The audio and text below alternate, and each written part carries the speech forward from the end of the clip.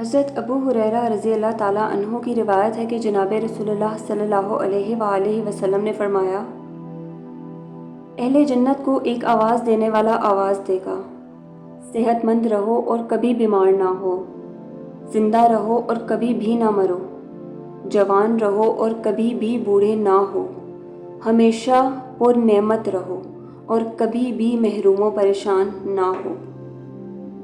اللہ تعالیٰ کا بھی اسی طرح فرمان ہے، اور پکارے جائیں گے کہ یہ ہے جنت جس کے تم وارث کیے گئے ہو بوجہ اس کے کہ تم عمل کیا کرتے تھے۔ اگر جنت کے حالات پڑھنے ہو تو قرآن مجید پڑھو۔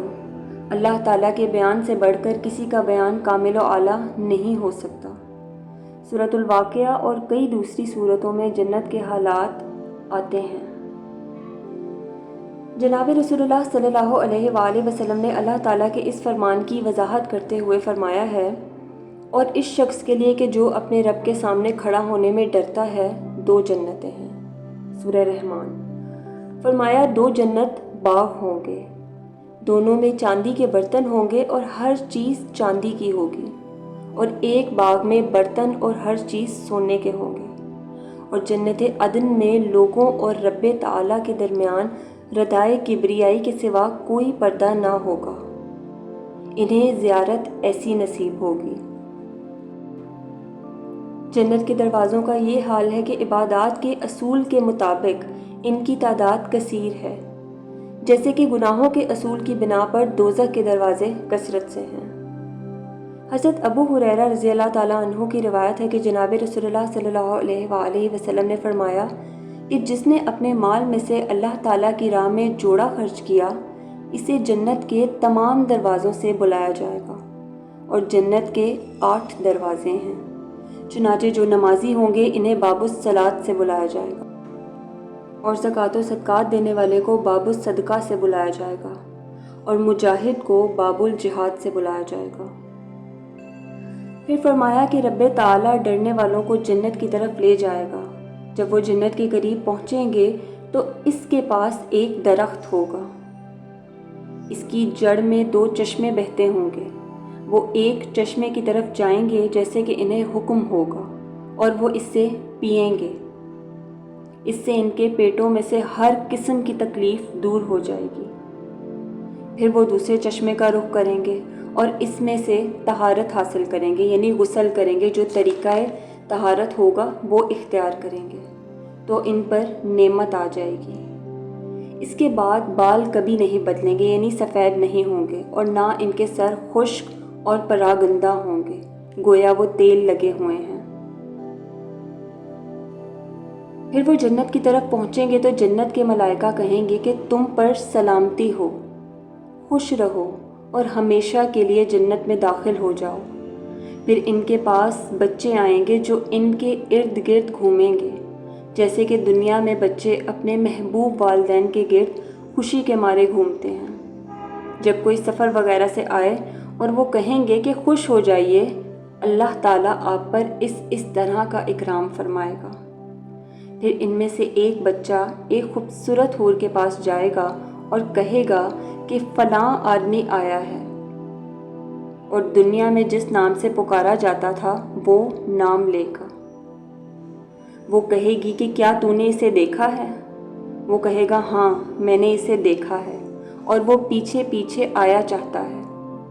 وہ بہت ہی خوش ہوگی، حتیٰ کہ وہ دروازے سے نمودار ہوگا۔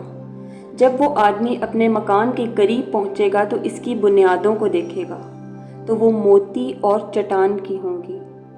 اس کے اوپر سرخ، سبز اور زرد ہر رنگ کے پتھر ہوں گے۔ پھر سر اٹھائے گا تو اس کی چھت بجلی کی طرح سفید و چمکدار ہوگی، یعنی اگر اللہ تعالیٰ اسے دیکھنے کی تاب عطا نہ فرمائے تو بینائی بھی چلی جائے۔ پھر وہ سر نیچے کرے گا تو وہ اس کی بیویاں ہوں گی، پیالے رکھے ہوں گے، مسند بچھے ہوں گے، مسحریاں پڑی ہوں گی۔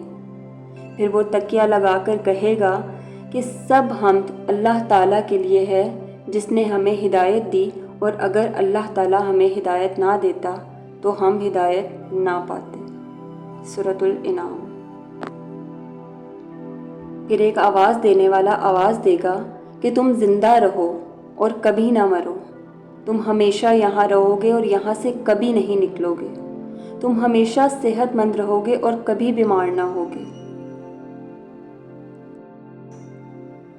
تم پر حیرت ہے کہ اگر دنیا میں تمہارے پڑوسی اور دوسرے معاصرین دنیا کے مال و دولت یا عمارت سازی میں آگے بڑھ جائیں تو تم پر گراں گزرتا ہے، سینہ تنگ ہوتا ہے، حسد کی وجہ سے زندگی دو بھر کر لیتے ہو۔ حالانکہ بہتر بات یہ ہے کہ تم جنت میں اس حال میں قیام کرو کہ کوئی شخص تم سے آگے نہ بڑھ جائے۔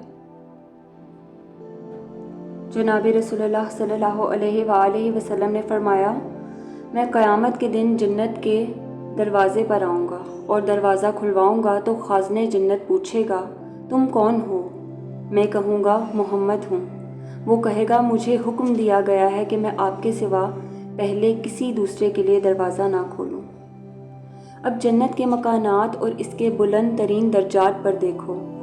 سب سے بڑے درجات آخرت کے ہی ہیں، اور جس طرح لوگوں کا ظاہری عبادات اور باطن عمدہ اخلاق میں تفاوت ہے، اسی طرح ان کے اجر و ثواب میں بھی واضح ثواب ہوگا۔ اگر تم جنت کے بلند ترین درجات کے طلبگار ہو تو پھر خوب محنت کرو تاکہ ہر آدمی سے عبادت میں سبقت لے جاؤ، اور اللہ تعالیٰ نے بھی عبادات میں سبقت لے جانے اور مقابلہ کرنے کا حکم دیا ہے۔ فرمایا، اپنے رب کی بخشش کی طرف چلو۔